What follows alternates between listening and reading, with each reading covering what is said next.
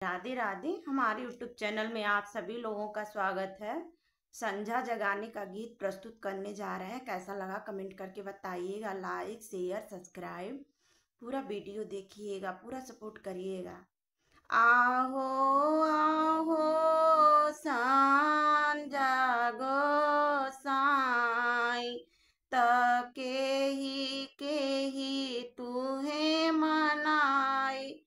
ब्रह्मा विष्णु महेश इह तीनों भगति आगर।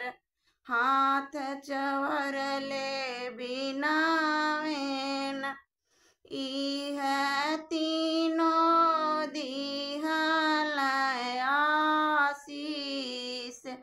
तबर कन्या जुगे जिया जनमे बाण दुलाहिनिया दे सोहाग बाण। आहो आहो संझा गोसाई के ही तुहे मनाई। काली मैया डीह बाबा जाकिनी मैया इह तीनों भगति आगर। हाथ चवर ले बिनावेन इह तीनों दिहल आशीष। तबर कन्या जुगे जिया जनमे बाण दुलाहे। राम दुलाहिनिया दे सोहाग बाण। आहो आहो संझा गोसाई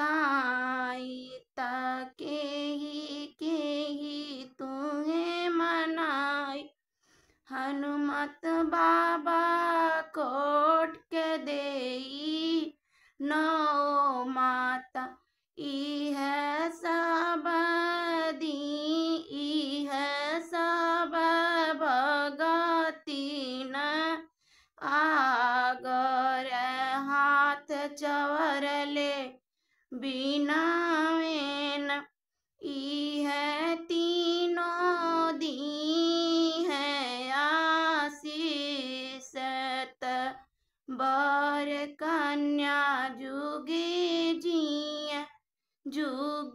जिया जनमे बण दुलाहेरा।